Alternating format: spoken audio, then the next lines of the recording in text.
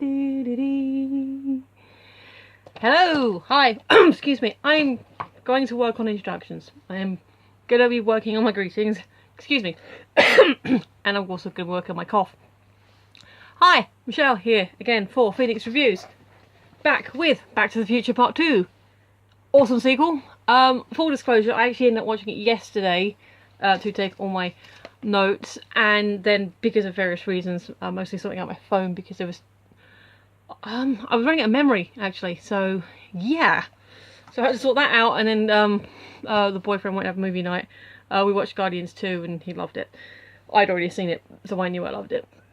But yeah, so recording it the next day, which is a little bit outside of what I want to do. I want to like watch it and then talk about it, but it's like the first film, it's Back to the Future, it's a film I grew up watching, so it's not like I hadn't seen it before. So, you know, the immediate reactions somewhere in the past, as should be. But, okay, so that's, should have been yesterday, it's today, we're here. Notes, again, I tried to cut down the number of notes I took, so this time it's 8.5 pages rather than 9, and there are a few more gaps. Still can't read my writing, have tried highlighting to narrow it down a little. But yeah, let's sorry, I'm a bit put a jumper on to look smart, but now I'm a bit warm. I need some tea because I always need tea.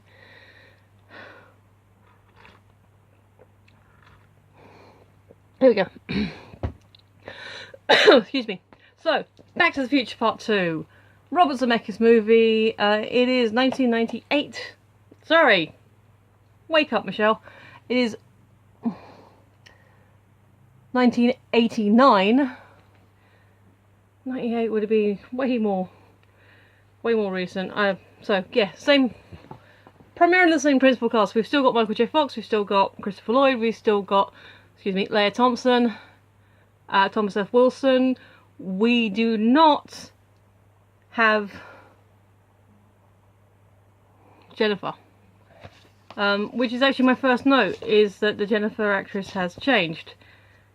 And Claudia Wells, that's it. It was Claudia Wells in the original movie, and then it became Elizabeth. She turned into Elizabeth Shue in the second film, which you probably already know.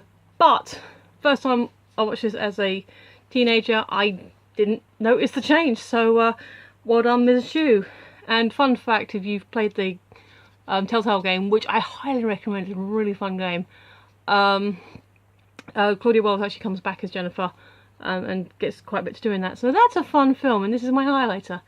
Say hello to my highlighter. So, new Jennifer, yeah, didn't notice at the time. Obviously the beginning was reshot, not only to allow for Elizabeth Shue to slide in, but it did actually have a couple of changes. The one that I noticed is in the original film at the end, Marty goes, so what happens to us in the future, we become assholes or something? And the Doc's like, no, you're fine. In this one, the Doc actually goes like, oh, no, yeah, you're fine. So there's a pause, where it's like, oh, that's kind of interesting. Again, I'm not sure I noticed that when I watched it the first time round, as a kid, but when you do notice it's there, it's actually quite funny. And then we also have the addition of Biff running out of the, house to show Marty his new matchbooks he's had made for his company, his card detailing company. And then of course he gets to see the car leaving the flying DeLorean, and he's like, oh, what the hell's going on here? It's like weirdness. And so we got, we are flying through the clouds. I had a note here to make a Quantum Leap joke. I did some research. Quantum Leap came out 26th of March 89, which I'm assuming is the first US date. I'm not sure about the UK release. Back to the Future came out late November 22nd, US, 26th November, UK. So, they both came out in the same year, but Quantum Leap did precede Back to the Future by several months. So even if you allow for production time for Paradox, Back to the Future 2 and 3, and Quantum Leap's production time, even assume it was a fair time that the Back 2 would have been in production, yeah, Quantum Leap was out before they designed their credits. So I don't know if it was kind of a homage to the opening credits to Quantum Leap, or it was something they were always planning to do, because when you end your film, your first film, with a car flying up into the sky, it actually makes sense to open it with some cloudscapes, and they are very cool cloudscapes. So I don't know if it's a nod to Quantum Leap. So I'm gonna make a joke there, but there isn't a joke to be made, because they didn't rip off Quantum Leap didn't rip them off, and I doubt they ripped off Quantum Leap, because, well, okay, two time travel products not ripping each other off would be kind of fun, but I think it's just A, a coincidence, and B, a logical move for Back to the Future, given the fact you open with a flying car. So yeah. So then you've got Marty's classic line of, "You mean we're in the future?" You were. And this is the fun thing. When Back to the Future Day happened, November 21st, yeah. Because it came out 22nd November, very clever. November 21st, 2015 was unofficially Back to the Future Day, because that was a film, that was a date in the movie. It also means that every single event in the Back to the Future trilogy is now in the past. And that's a fact that still kind of weirds me out a little bit. But you know what? Still a great movie. Still had a lot of fun watching it again. Then we have some nice plot devising with the algorithm sleep inducer that the Doc had to use on Jennifer because she kept asking too many questions. The weather on cue, which is a good joke for the sake of, hey look, weather joke, but also it's a nice throwback to the first film when they were, well, it's like, since when could weatherman predict the future, let alone the weather, regarding the actual storm. I'm going to put that pen, there you go, it's away, it's gone. So yeah, we got a nice little throwback to a line, a throwaway line in the first movie, and a good joke about, hey look, we can control the weather now. Isn't that neat? Isn't technology wonderful? There's been lots of talk, and you can probably find loads of videos about, excuse me, hey, you know, we were promised flying cars, we were promised hoverboards, we were promised all these things, those big, scary, wonderful, beautiful things that didn't happen. But there is actually a whole list of things that did happen. Yeah, more subtle things. And like I said, there's a whole list of, you can find them on YouTube. Someone's made lists of things that have actually happened and are there. I mean, like big screen TVs and stuff. But the one thing I noticed was Doc looking through his little electric binocular things, which is a was like a let me just see if I've got an example of one here. Yeah, I keep things down the side of my side. Oh yeah, it was about this size, maybe a little bit bigger. Had like a split down the middle, and he was looking through it, and you could see when it was tracking Marty Jr. there was like a little square block, which I guess was like a face recognition thing. Yeah, he had a mobile phone size device, and he was using it as binoculars, and it had face tracking in it. This is my spare phone, obviously I'm recording on this phone. So that happened. Some technology did happen, and that is kind of cool. So it doesn't have to be the big, you know, we still haven't got flying cars, we still haven't got hoverboards, but we have got other things, which is very cool. Oh yeah, we get another really cool pan of the square, which is, you know, it's showing off this beautiful, you know, it's still Hill Valley, you know, we've still got the clock tower, we've still got things that are, you know, recognisable to us. But it is shiny, it is new, you've got this nice lake in the middle of the square. And it looks really good and clean and wonderful. And I like it, it was a really good scan. And then obviously you got the Jaws 19 3D shark attack, yeah, it still looks fake. 3D movies, yeah, a thing that's still happening. It's not anaglyphic. I have trouble with 3D, I think it's my prescription perhaps. But they are a thing. I have seen a couple of films in 3D. The fact that I don't tend to enjoy the 3D doesn't really take away from the movie. Just means I'm watching a movie with sunglasses on. But 3D is a thing. They got that one right as well. Oh, so in the Cafe 80s there are the screens on the wall of screens, and I'm assuming this is web because then if you watch the credits, I've seen it before as well, there is supposed to be a clip from Family Ties in the thing. And I don't know where they can... Yeah, I've looked, I've tried things, I've got quite a big screen here. I cannot find that scene, the bit that apparently is Family Ties in there, but it is in there because it's credited in the thing. And the reason I look slightly confused is because I forgot a point I was going to make. Which was about Marty saying, hey, I'm rich, I do become rich, right? Which, I don't know if that's supposed to be an Alex Keaton joke, to tie in with the Family Ties thing, or it's kind of a plot point that has come into play later. But I don't remember Marty necessarily being money hungry in the first film. Yeah, fame hungry. He wanted to become a rock star. Because he's like, oh, I become like a rich rock star, but I am rich, right? I don't know if that was really his thing before. He just wanted to perform. Now, apparently he wants all the monies. Yeah, Oh yeah, and then we get a nice little moment where we see Biff's cane, excuse me. We meet old Biff and he has a fist cane, which he knocks people's heads because he can't do it with his hand anymore, which is, I think that was quite a cute touch. And then you've got the first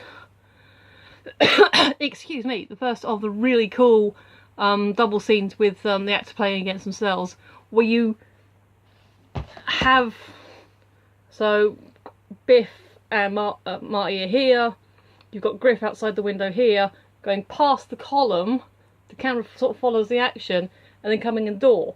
So not only have you got two characters in the scene together, but you've got one behind the other going past him, and then like it's a seamless edit. It's a really cool scene, and they broke a lot of ground with their split screen work. It's, you know, I've seen YouTubers acting against themselves and putting themselves next to each other in scenes, and it, you know, good. I could probably learn how to do it if I wanted to. I don't have the time or patience. But back in '89, this was still cutting edge. This was still new. They were still working out how to do that. And this film is a really great example of early split screen work, and it makes it really enjoyable for that fact. Oh, hey there, baby Elijah Wood. Yeah, it looks so adorable in that scene. And Marty Jr. is just wet. I don't know who raised that kid. Also, why is Marty Jr. wearing a red t-shirt? We know Marty's wearing a red t-shirt because he wore it in the first film and he hasn't, you know, he kind of slept in his clothes and he hadn't had a chance to get changed yet. But why is Junior wearing a red t-shirt? Unless, is it his dad's t-shirt? He just liked it and Marty kept it all this time? I don't know. But yeah, Junior's wearing a red t-shirt, so plot works. Oh, and then you get the scene where Marty has the altercation with Griff, and he tries the whole "hey, look over there," and it doesn't work, and Griff just like holds his hand, so he tries, kicks him in the nads, and then, you know, Griff's got his like extendable baseball bat, and he actually does the reverse swing, and Biff's gang just woof, straight down. This has happened before, and the fact they do that so smoothly, it makes me laugh. But it's like, ah, yeah, this is a thing that's happened before, and it made me smile. It was a thing that made me smile in the film. So, which is what this is about. What I like about it. Then we, of course, that leads into the hoverboard chase, which, excuse me, it's getting warm. Which obviously then got old Griff commenting on it seeming awfully familiar. So I think it seems very familiar. So again, you have a good chase scene in the middle of the thing with the kid wearing the CD hat. I know the look. So yeah, Marty borrows the kid's hoverboard. She's, get to the end of the chase, she just keep it. But before then, we have the whole boards don't work on water unless you've got power, which introduces the pit bull. Which I will say, this and a couple of other bits on the internet is probably the only bits of really hokey CGI where the pit bull's on there and you can sort of see it. But for the time, it was really good effects, and it's only that original reveal. For the rest of the sequence, it looks really good because I think it's a practical effect after that. But yeah, so you get the whole sequence where Marty's like, psh, psh, psh, and he's there. He is that close to the thing, and it's like, why did you just jump? But of course, you've got him panicking and flapping against the water, and eventually Griff's gang catch up with him. He jumps, they overshoot, straight into the courthouse, well, I think it's a mall now. And of course that gets them arrested, which means Marty Jr. doesn't get into trouble. Yay, the day is saved. Or is it? So, and it's okay. So, also, old Biff calling his grandson and the gang buttheads made me smile as well. Oh, hey there, Roger Rabbit. Yes, I didn't know this until I went through. Well, this is my Build the DeLorean. It's actually called Eagle Moss Presents Build the Back to the Future DeLorean. I think hashtag Build the DeLorean's a lot catchier. But it has an article here about them, all the films. And yeah, the guy there playing the old guy, and he is in the 55 scenes again. Yeah, that's the guy who played Roger Rabbit. Didn't know that. So that's kind of cool. Moving on. I cannot read my writing. Oh yeah. Then we have what is considered one of the greatest predictions, not by me. I am British, I don't care. But Cubs win World Series. 1 year off. 1 year off. It was so close. And even, you know, I'm not a sports fan. I'll watch some games if they're on, but baseball kind of. I've tried watching baseball. It doesn't. Sorry. Play it. I can play it up. You know, if there's a game we used to play at school, and I enjoyed that. But actually watching it, it's not for me. But you do you enjoy it if you like it. But yeah, the Cubs winning the World Series, so close, so close. So well done there. And then the Doc comes in with the flying DeLorean. He hooks up with Marty. So Marty's senior is now, or Al Marty, sorry, is with the Doc saying hey to Einstein, as Junior has woken up and is coming back out. So Biff is seeing this. He is seeing the flying DeLorean, which he remembers from when he was a younger man. And he's seeing two Martys. Biff ain't stupid. He's putting this all together and thinking there's something going on here.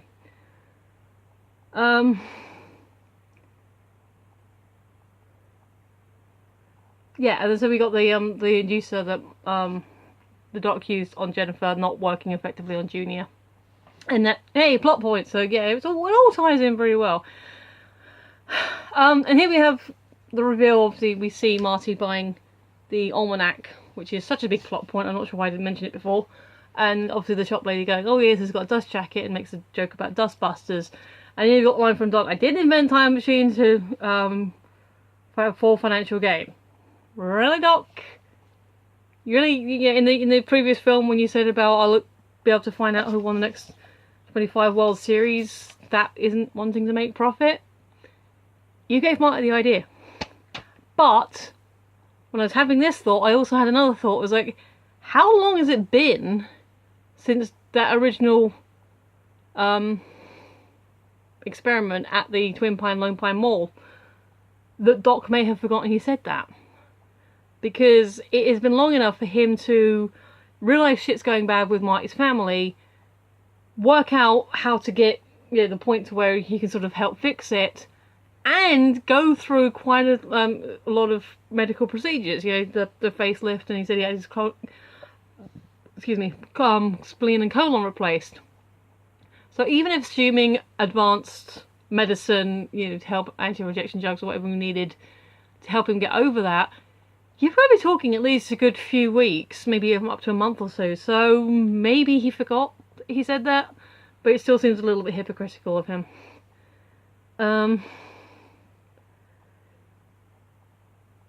His shirt at this point is, you get a good clear look of it.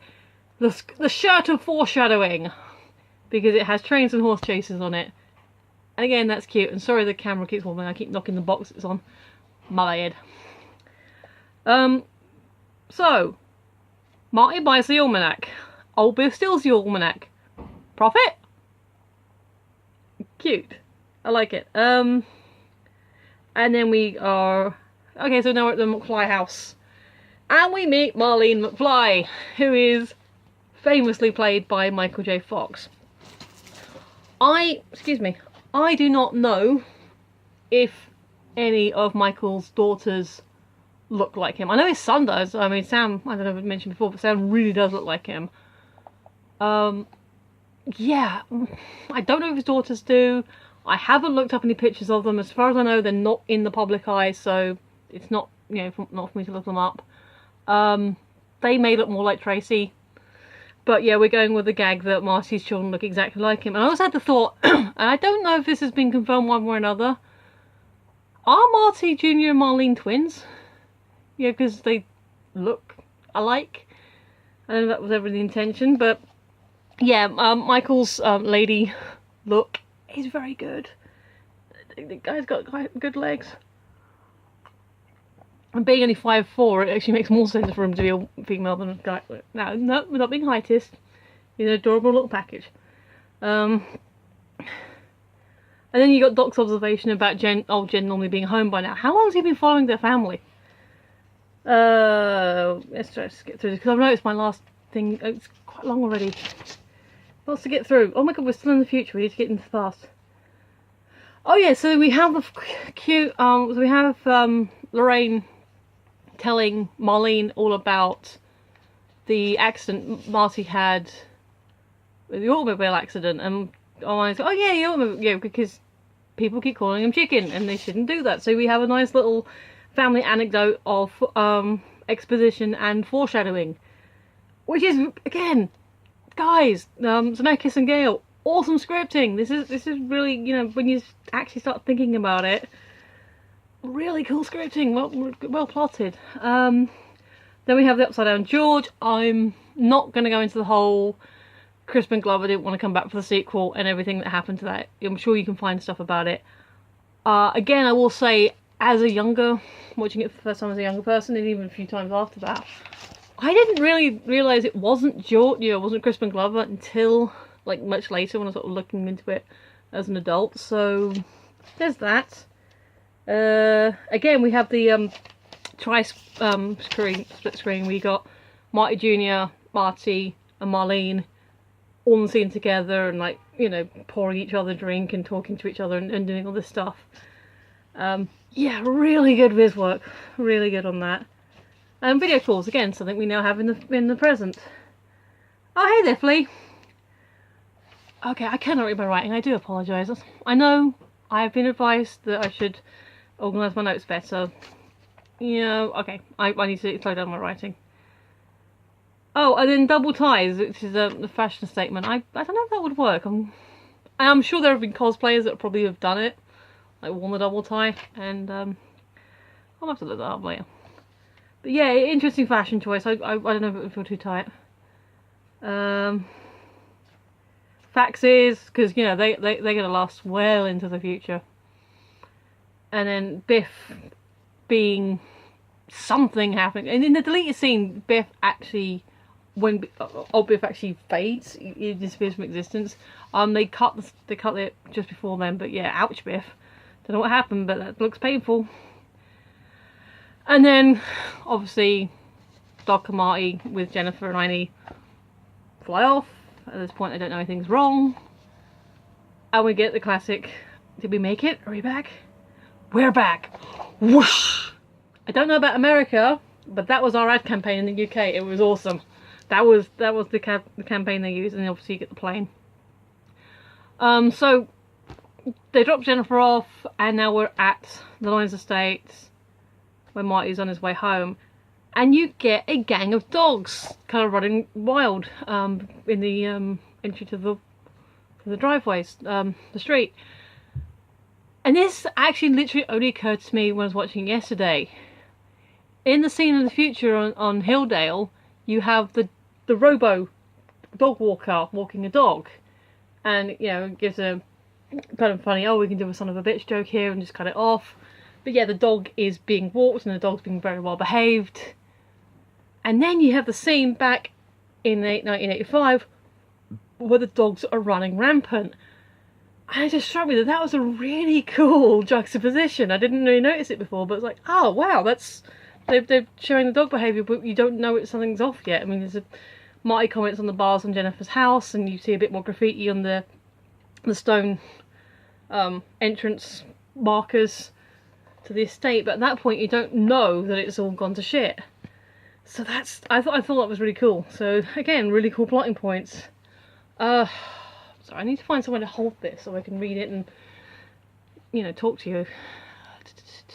I was actually advised that I should breathe a bit more when doing this, so slow down. Which is making a long video. I don't know if we're going to have a split video again, so need to keep an eye on that. Oh, look at that. Gunshots and screams equal bad times. So you know you're in a bad place, people. Politics to one side. Yeah, so obviously Marty went into the wrong house prior to that. So that's why he's running around the street going, what the hell? Then we get the town square plan again. Way different this time, way different than any other version of the town square we've seen so far, where there is biker gangs running rampant. There's actually like a reclamation plant, like smoke belching everywhere, and then of course the town square has been turned, you know, the clock tower has been turned into a casino hotel. It's not good. It's all there, but we do get really, again, some really cool plotting device in the form of the intro video to the Biff Tannen Museum. And it is a short video that it gives you all the information you want about, you know, who Biff Tannen is, his ancestors. It introduces Buford Tannen, and it gets us to the point where, oh hey, this dark guy is married Lorraine Baines McFly, which Mike is now seeing and obviously he's reacting to. But it's a really cool way of giving the audience all this information that we didn't know yet, without it being too heavy. It actually presents it in a very organic way, and I like that. It's really, you know, it's not plot heavy. Oh, hey again, Billy Zane. So yeah, the gang are like, so we want the easy way or the hard way? And then they go, the easy way, knock him out. One thing I've noticed is that Mike is a punching bag in this film. He gets beat to crap in this film. I'll try and make note of some of the instances. So I think, yeah, this is the first, yeah, outside the the outside of Strickland trying to shoot him, and the dad in the wrong house, you know, obviously trying to crane his head in with a baseball bat.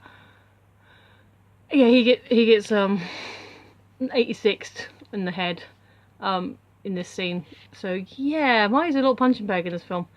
And then we get the old "Mom, is that you?" gag. No, it's good old 27th floor. And then Mike starts ogling his mum, which of course, yes, she's very different.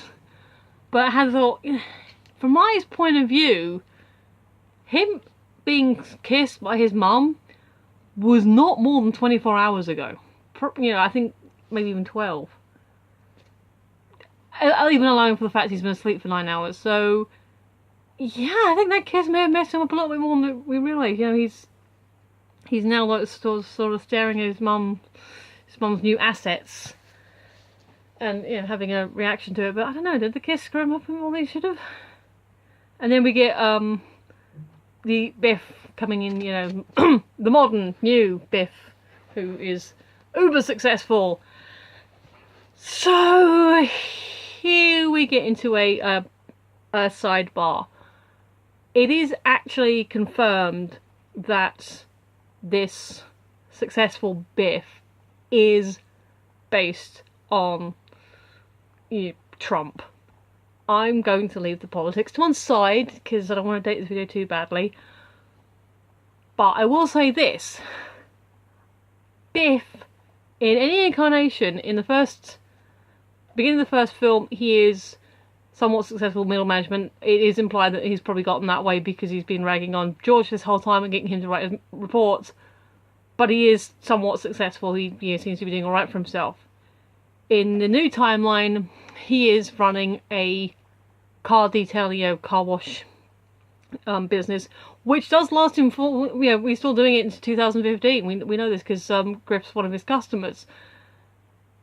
So, and then in this alternate 1985, he is a very successful business person and has created, you know, his hotel casino. He's got a whole the Biff Co thing and successful lobbyist. He is a very successful business person, and I was like, huh, he's based off of Trump. I looked it up. I actually did a little bit of research, and Trump's first bankruptcy wasn't until July 91 for a film that came out in 89. So, yeah, say what you want about him now, but basing your evil corporate real estate bad guy on Donald Trump by that time wasn't necessarily a bad thing. And Tom Wilson sort of does have that look that can pull it off well. I think he's better looking than Trump, personal opinion. But this was just before Trump started having all his bankruptcies, so yeah, it worked. And it wasn't awkward watching it again, you know, in the current climate. So that's sidebar. I thought it was interesting. Basically, you know, so Lorraine kind of is like, what, you know, don't, you know, okay, fine, Biff, okay, fine, yeah, you're right. Until he says something about George, and then she snaps, don't diss George. George is a good person. But then he's going through about cutting off the kids. If he cuts off, he'll cut off Lorraine, he'll cut off the kids. David can sort his problems out with the, you know, bank. Linda can sort her credit cards out. And as for Marty, and then she said maybe you want all 3 of your kids in jail. What the hell did the 17-year-old Marty do that would actually require him to end up being in jail if he gets cut off by Biff? Never explained, and now I want an answer for that question. I'm also slightly concerned we're already at the 31-minute mark, and at 33 I got cut off a little bit, which is why the last video was in 2 parts. I'm going to keep talking and we'll see what happens, because I don't know, guys. This is what happens when I slow down. But I don't want to ramble too much. I'm sorry this is going on too long, but I hope you're still sticking with me and enjoying this. And then Lorraine comments, oh, I must have hit you hard this time. How many times has Marty been hit around the head by Biff's gang? Again, it's a concern. So we get to the point. Lorraine explains to Marty where George is. He's in the Oak Park Cemetery. Marty goes and visit, obviously, and then he's like at the grave having his moment, and then Doc comes in. We don't know how long Doc has been waiting for him, but he obviously gave him Marty his moment, and that was cool. So well done, Doc. You know, like I said before, Doc's a genius, but he's also a good person. Which is, yeah, geniuses don't have to be arseholes. I like that. You have the return of Biff's cane, the receipt, the almanac with something explaining how it is. So yes, Marty buys an almanac, Biff steals almanac, profit. It works. I don't know if that's where the meme came from, but in this case it absolutely works. Biff made profit.